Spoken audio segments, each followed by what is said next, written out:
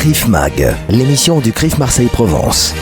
Bonsoir à tous, on se retrouve en ce lundi 22 janvier, première émission de l'année 2024. Permettez-moi de vous souhaiter une belle et douce et heureuse année pour une nouvelle édition de CRIF Mag, l'émission du CRIF Marseille-Provence. Dans quelques instants, j'aurai le plaisir de recevoir en première interview François Heilbronn, vice-président du Mémorial de la Shoah, qui nous parlera de la journée internationale du 27 janvier. Seconde partie d'émission, Francine Cohen, qui est vice-présidente de la Bnei Brit France, mais également membre de la commission mémoire du CRIF Marseille-Provence, qui nous parlera dans un premier temps du voyage à Amsterdam effectué par la commission mémoire du CRIF Marseille-Provence, où plusieurs élèves de différentes écoles, juives, non juives, tous mélangés, partent à la découverte des lieux de mémoire de la Shoah à Amsterdam cette année. Et nous parlerons aussi avec elle du 30 janvier, de la commémoration de la journée du 27 janvier, qui sera le 30 parce que le 27 ça tombe un Shabbat, et ils seront à l'école Saint-Joseph-les-Maristes pour parler de prévention de crimes contre l'humanité. On se retrouve en compagnie de François Heilbronn. François Heilbronn, bonsoir. Bonsoir Karine. Bienvenue dans CRIF Mag, l'émission du CRIF Marseille-Provence. François Heilbronn, vous êtes vice-président du Mémorial de la Shoah, et je voulais vous avoir ce soir en ouverture de cette émission pour nous parler, des commémorations qui ont lieu tous les ans à une date bien précise, qui est celle du 27 janvier. Alors, on parle de journée de la mémoire, des génocides et de la prévention des crimes contre l'humanité. On parle d'une journée internationale dédiée à la mémoire des victimes de l'Holocauste. C'est une journée qui coïncide en date d'anniversaire avec la découverte des camps d'Auschwitz-Birkenau. On parle aussi parfois de libération. Alors, je fais appel à vous pour un petit peu essayer finalement de comprendre en quoi consiste réellement cette journée. En fait, c'est une journée symbolique qui est heureusement assez internationale, ce qui est une bonne chose. C'est que tout d'abord, le Conseil de l'Europe, en 2002, a décidé d'instituer cette journée internationale dédiée à la mémoire des victimes de l'Holocauste. Et en 2005, l'Organisation des Nations Unies, l'ONU, pas très connue pour ses positions favorables aux Juifs, a aussi décidé d'avoir la journée internationale dédiée à la mémoire de la victime de l'Holocauste, et c'est connu sur le plan international, ça s'appelle The International Holocaust Remembrance Day. Et ils ont tous choisi la date du 27 janvier, qui a une symbolique historique forte, puisque c'est la date de l'ouverture ou de la découverte du camp d'extermination d'Auschwitz et d'Auschwitz-Birkenau par les troupes soviétiques. Et je dis bien découverte ou ouverture et non pas libération, parce que ça a été un peu fortuit. Libération, c'est un acte déterminé, par exemple la libération de Paris, la deuxième bébé de Leclerc et les troupes américaines de Patton foncent sur Paris pour libérer Paris, mais les soviétiques ne fonçaient pas sur Auschwitz pour libérer Auschwitz. Ils l'ont découvert, d'ailleurs grâce à deux rescapés juifs qui sont sortis du camp d'extermination parce que les SS, les nazis, les Allemands, avaient quitté le camp d'Auschwitz-Birkenau le 17 janvier. Pendant 10 jours, le camp était un peu laissé à l'abandon, donc les plus vaillants sont sortis du camp. Et il y en a deux qui sont tombés sur une troupe soviétique qui avançait, et ils sont commis à parler yiddish. Il y avait des officiers russes qui étaient juifs qui parlaient yiddish, et ils ont compris. Et ils les ont guidés à travers la forêt jusqu'au camp d'extermination. Donc il a été découvert à ce moment-là, et c'est pour ça que ce jour a été choisi par le Conseil de l'Europe, donc par les Nations Unies. Et vous avez tout à fait raison, ça a aussi changé de nom, puisque au sein du ministère de l'Éducation nationale française, c'est la journée de commémoration à l'école. Et cette journée de commémoration à l'école a comme nom, je cherche, c'est la journée de la mémoire des génocides et de la prévention des crimes contre l'humanité. Le 27 janvier est devenu la journée de la mémoire des génocides et de la prévention des crimes contre l'humanité. Vous en pensez quoi, François ? Je pense que c'est une très bonne chose. Oui. Je pense que c'est une très bonne chose. Alors, j'aime pas le terme holocauste, c'est un terme anglicisé, c'est le terme de la série de 1979 qui avait fait découvrir d'ailleurs la Shoah à beaucoup de gens. L'holocauste, on le sait bien, dans la Torah, c'est un sacrifice d'un animal pour Dieu. Et donc, que le terme de sacrifice soit lié à la Shoah est quelque chose de difficile. Et c'est le terme international communément utilisé, un peu sous la pression américaine d'ailleurs, Et par contre, en France, on préfère dire Shoah, qui est la catastrophe, la destruction, et qui est plutôt qui a un terme hébreu, et donc qui qualifie bien le crime. C'est une très bonne chose qu'il y ait ces manifestations internationales. Par exemple, jeudi soir, à l'UNESCO, il y a une commémoration à l'UNESCO, donc un organisme des Nations Unies, et derrière où le mémorial de la Shoah est associé, et où il y a plus de 400 personnes, beaucoup d'ambassadeurs de plein de pays qui sont là pour se rappeler le plus jamais ça. Alors le plus jamais ça, c'est bien en ce moment, surtout que quand on massacre des juifs un peu partout, qu'il y a des vagues d'antisémitisme, qu'on a massacré des juifs en Israël pour le simple fait d'être juif le 7 octobre, eh bien c'est bien de se rappeler le plus jamais ça, et au-delà de l'hypocrisie des grandes nations internationales, c'est aussi important qu'elles se mobilisent et qu'elles essayent de prévenir les crimes contre l'humanité, les génocides, et c'est aussi tout le travail admirable que fait l'éducation nationale française. Eh ben justement, on va en parler de ce travail d'éducation française parce que il y a plusieurs moments clés, on va dire, pendant l'année autour de la mémoire, de la Shoah, à travers des commémorations, etc.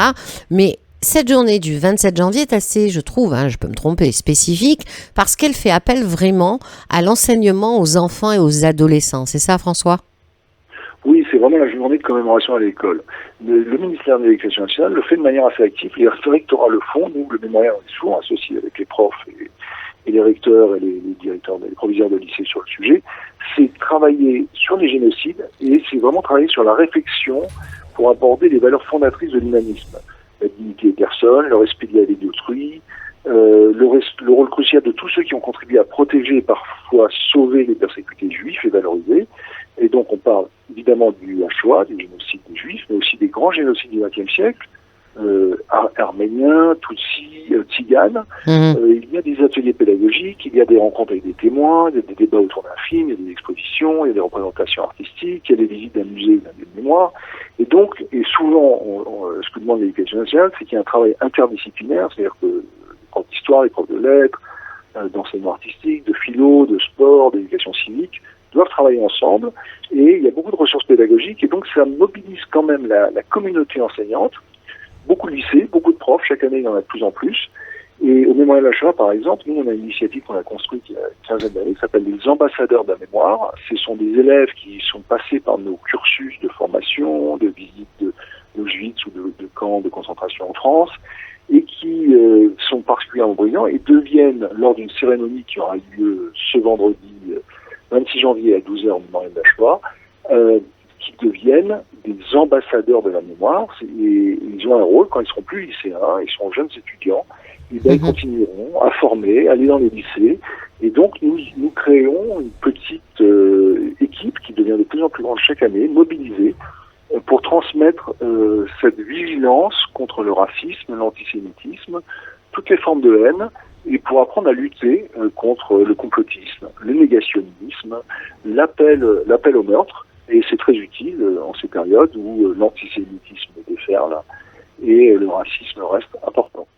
Alors justement, François Heilbronn, vous en parliez, vous l'évoquiez tout à l'heure.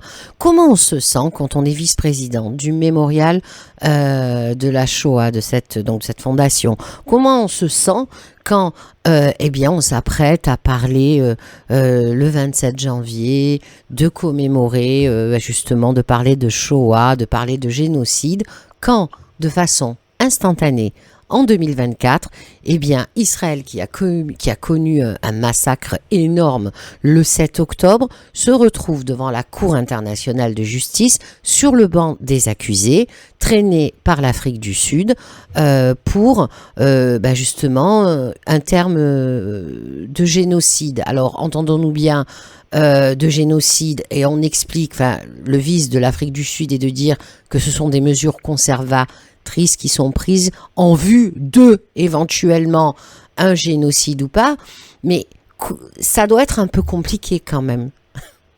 En fait, hélas, mais comme dans beaucoup d'actions internationales et d'actions de certains pays qui ne connaissent pas l'histoire, ou que même s'ils connaissent l'histoire, veulent la dévoyer, la détourner, c'est une action à la fois insultante, négationniste, et qui délégitime tout le combat qu'a essayé d'avoir, d'ailleurs, beaucoup de pays et beaucoup de grandes démocraties depuis la Seconde Guerre mondiale, de prévenir les génocides.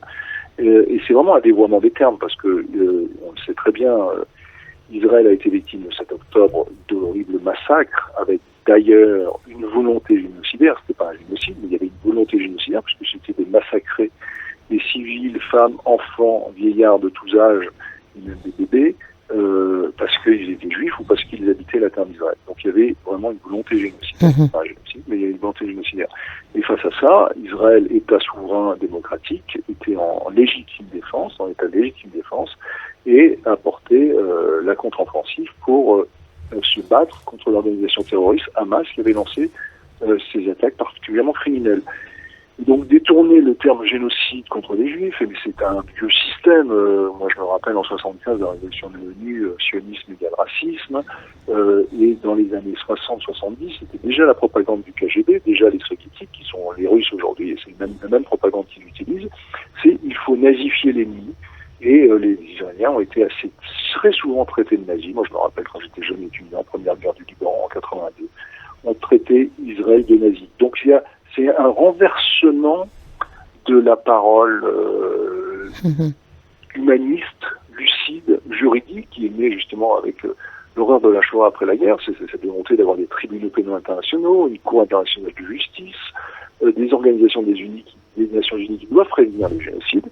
Et cette accusation horrible, et la pire qui soit plus conduite contre un pays, est retournée aujourd'hui contre Israël, mais aujourd'hui retournée contre Israël par un pays, l'Afrique du Sud, qui n'a d'exemple à donner à personne, et qui en plus, le régime actuel sud-africain est très proche du Hamas, et après les horribles massacres du 7 octobre, a même reçu Ismaël Haniyeh, le dirigeant du Hamas, donc il y a une collusion totale, et l'Afrique du Sud, là, n'est que le porte-parole du Hamas auprès de la Cour internationale de justice de La Haye, et c'est vraiment une insulte au terme de génocide, et c'est une insulte aussi aux rescapés et aux morts de la Shoah. Justement, François Heilbrand, on se dit que le travail, malheureusement, va être difficile et de plus en plus difficile, tout simplement parce que ça prend dans l'opinion publique du tout un commun de personnes lambda, etc. Alors moi, franchement, même moi, sincèrement, je me pose la question, vu le flot d'actes antisémites, de haine verbale, de haine physique qu'on a connu fin 2023, qui était concomitante justement, où ça a eu une explosion. Alors c'est sûr que c'est c'est depuis le 7 octobre qu'il y a eu cette explosion. Pour moi personnellement, et c'est mon humble avis, elle n'est qu'un prétexte. C'est à ce moment-là où ça a boum permis de sauter. Comment parler de Shoah? On a l'impression que tout le travail fait avant, tout est balayé en fumée, que c'est très compliqué, je vous avoue. Alors je crois pas. Je suis plutôt un optimiste. Apparemment, il ne faut pas être optimiste. Mais je crois pas. D'abord, je pense que tout travail éducatif est utile. Alors évidemment, on ne touche pas tout le monde. Par exemple, le mémoire de la Shoah, on touche 100 000 élèves par an sur 800 000. Donc il y en a 700 000 qu'on ne touche pas. Voilà. On forme 6 000 professeurs par an sur 30 000. Mais bon, en formant les 6 000 professeurs par an, au bout d'un certain nombre d'années, on les a presque tous formés. Eh bien, ce travail paye parce qu'il y a une prise de conscience quand même. Il y a un humanisme qui se développe. Il y a une intolérance à l'antisémitisme qui se développe. Alors vous avez raison d'évoquer cette vague d'antisémitisme, d'actes antisémites inégalés que nous avons eu depuis le 7 octobre, puisqu'aujourd'hui on a presque 2000 actes antisémites, c'est 5 fois plus qu'une année normale, en 3 mois, donc c'est absolument épouvantable. Mais d'un autre côté, moi je vois aussi le verre à moitié plein, c'est-à-dire le 12 novembre, il y a presque 200 000 Français qui sont dans la rue, et c'est pas que des Juifs, justement, c'est un cortège très interreligieux, de tout âge, de toute pensée philosophique. L'extrême gauche n'était pas là, tant pis pour eux, ils ont raté quelque chose, mais il y a une mobilisation. Et dans les sondages faits par le TRIF, fin octobre, c'était 62% des Français qui approuvaient le but de guerre d'Israël de détruire le Hamas. Et mi-décembre, même sondage, c'était 64% des Français qui étaient d'accord avec le but de guerre d'Israël de détruire le Hamas. Et 82% des Français sont contre l'expression de l'antisémitisme, la montée de l'antisémitisme, et pour eux c'est une inquiétude. Donc effectivement, il y a une minorité agissante, une minorité malfaisante, idéologiquement, physiquement, criminelle, mais je trouve qu'il y a de plus en plus une prise de conscience de la légitimité du combat d'Israël contre le terrorisme, parce que je pense qu'il y a une prise de conscience suite au Bataclan, à Charlie Hebdo, à l'attentat de Nice, que c'est les mêmes ennemis, ces islamistes radicaux qui sont la nouvelle humaniste et la démocratie.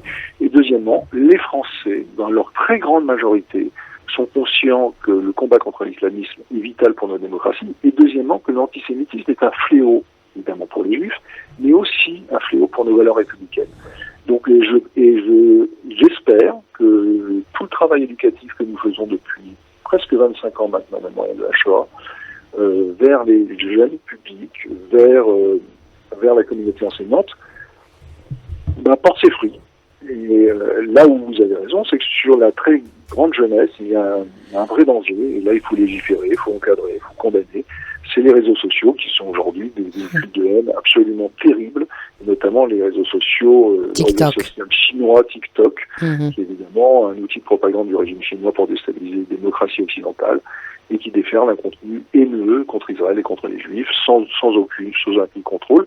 Et l'autre réseau aussi assez criminel, c'est ex-Twitter, qui ne fait pas son travail de nettoyage du contenu haineux. Et donc là, l'Europe doit vraiment prendre le taureau par les cornes, la France aussi, il doit y avoir des sanctions financières, parce qu'ils ne connaîtront que ça, et même des interdictions, parce que c'est des déversoirs à haine, pas seulement contre les Juifs, mais aussi beaucoup contre les Juifs.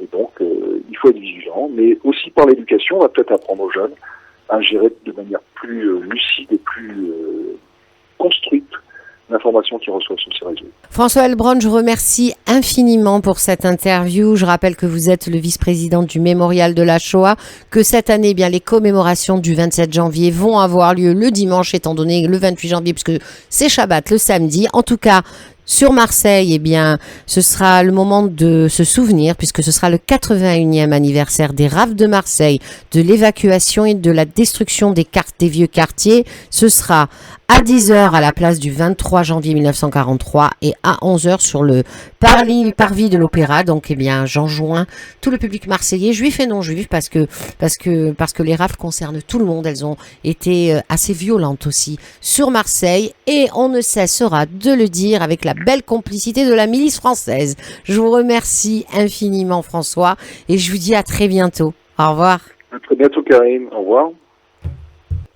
On se retrouve pour cette deuxième partie de CRIF Mag, et j'ai le plaisir, de faire d'être en studio avec Amsterdam. Alors pourquoi Amsterdam? Parce que la commission mémoire du CRIF, organise un voyage de la mémoire à Amsterdam, et présente là-bas sur place Francine Cohen, qui fait partie de cette commission mémoire du CRIF Marseille-Provence, mais également qui est depuis des années à l'Abnébrit et qui est vice-présidente de l'Abnébrit France. Francine Cohen, bonsoir.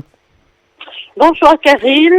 Alors, je suis très heureuse d'être avec vous par téléphone. Alors, vous êtes avec toute la commission mémoire du CRIF Marseille-Provence, sous la houlette de la chef Corinne Stringhetta, qui manage tout le monde. Ça, je le sais, je la connais, je sais très bien tout ce qu'elle est capable de faire. Alors, on va parler, si vous voulez, de la commission mémoire. Parlez-nous un petit peu de ce voyage. Vous êtes arrivé ce matin. Alors, nous sommes partis hier à Amsterdam. La commission mémoire du CRIF est présidée par Gérald Attalier, qui était IPR d'histoire, qui est avec nous. Nous sommes avec Corinne et 5 lycées, 4 lycées, et nous leur faisons visiter l'Amsterdam juif, le côté mémoire. D'accord. Et ce voyage, donc j'imagine que vous avez plusieurs périples à la découverte d'Amsterdam, de justement de ce qui s'est passé pendant la Seconde Guerre mondiale, peut-être aussi d'autres choses. Vous revenez quand de ce voyage, Francine? Il dure, je crois, jusqu'à mercredi. Nous revenons mercredi soir. D'accord. Le voyage est de 4 jours. Et l'an dernier, nous étions à Berlin pour la même chose. Exactement. Est-ce que ce sont des écoles différentes que vous sélectionnez chaque année, ou ce sont les mêmes qui font... Ça dépend. Non, ça dépend. D'accord. C'est assez variable. En général, ce sont des établissements qui sont intéressés. Et donc, D'accord. Alors, à côté de ça... par le CRIF. Alors, à côté de ça, vous le savez, on le sait tous, le 27 janvier, c'est la journée, internationale de la mémoire des génocides et de prévention de crimes contre l'humanité. C'est une date symbolique qui coïncide avec la découverte des camps, du camp d'Auschwitz-Birkenau. Le 27 janvier tombe un samedi. Alors, le 28 janvier, bien évidemment, on le sait, tout le monde est réquisitionné sur l'opéra, puisque c'est le 81e anniversaire, cette année, des rafles de l'opéra. Marseille, oui. Les rafles de Marseille, donc, ce sera, mais là, pour donner rien à voir avec l'autre, hein. C'est le 81e anniversaire. C'est le 81e anniversaire des rafles de Marseille, de l'évacuation et de la destruction des vieux quartiers. Donc, c'est à 10h, place du 23 janvier 43 et 11h sur le parvis de l'Opéra. Donc ça, ce sera fait le 28. Ça a lieu dimanche, mais la cérémonie, la commémoration du 27 janvier est quelque chose d'un petit peu différent, puisqu'il s'agit de la journée de la mémoire des génocides, de prévention des crimes, mais c'est quelque chose de national ou même d'européen. Exactement. C'est inscrit à l'agenda commémoratif de l'Académie depuis plusieurs années. Le 27 janvier, c'est aussi, comme vous l'avez dit, la découverte du camp d'Auschwitz par les troupes soviétiques. Mais cette journée, le 27 janvier, a une dimension éducative, puisque nous organisons tous les ans dans un établissement une animation pédagogique. Et cette année, ça sera organisé au lycée-collège des Maristes à Marseille, au Sainte-Victoire, pour ceux qui... Et comme le 27 janvier tombe un Shabbat... Ce sera le 30. Eh bien, ce sera le mardi 30 au matin, avec présence, bien entendu, de Madame Bendayan, du recteur, de Monsieur Attali, qui est donc président de la commission mémoire du CRIF, et du représentant des congrégations chrétiennes de Marseille. Alors justement, vous le disiez, Francine Cohen, et vous avez appuyé cette journée qui a été instituée, alors qui a pris des noms différents au fil des temps, mais qui a en France en tout cas un aspect très important, c'est l'aspect éducatif. C'est-à-dire que vraiment, c'est le jour où on enseigne, on apprend aux enfants, aux adolescents, cette journée dédiée justement à la mémoire. Et donc vous m'avez dit, vous allez aller à l'école, au lycée des Joseph des Maristes. Vous allez y faire quoi exactement là-bas? Qu'est-ce que nous allons y faire? C'est pas absolument nous, en tant que commission mémoire, qui faisons quelque chose. Ce sont l'établissement, les élèves, le corps enseignant. En fait, c'est une convention qui a été signée en 2017 entre le président du CRIF Marseille-Provence, je pense que c'était Bruno Benjamin, entre le rectorat et le CRIF. Cette convention a été renouvelée en 2021 et donc nous nous rendons chaque année dans des établissements choisis en général par le président de la commission mémoire, donc Gérald Attali. Et qu'est-ce qui s'y passe? Allô? Qu'est-ce qui se passe? Oui, on me parle. Alors, il y aura un accueil avec la chorale née à Leidenstadt. Oui. Et présence du recteur. Et puis, il y aura du visionnage de 2 vidéos, une sur les 4 génocides. Et une sur la notion de génocide dans le droit. Puis, il y aura, au cours de la journée, puisque on commence le matin vers 9h30, des ateliers. Alors, il y aura des ateliers cette année, puisque chaque établissement nous propose quelque chose. La thématique cette année, c'est la reconnaissance, la justice, le négationnisme et la résilience. Ok.